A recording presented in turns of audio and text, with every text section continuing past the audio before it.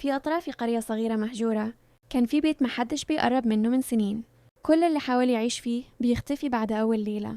بس في سنة 2020 جت بنت اسمها سلمى مصورة بتحب الأماكن القديمة، وقررت تدخل البيت علشان تصور فيديو لقناتها. أول ما دخلت لاحظت حاجة غريبة، الهواء جوه تقيل كأنه حي، والجدران فيها شقوق بتتحرك ببطء كأنها بتتنفس.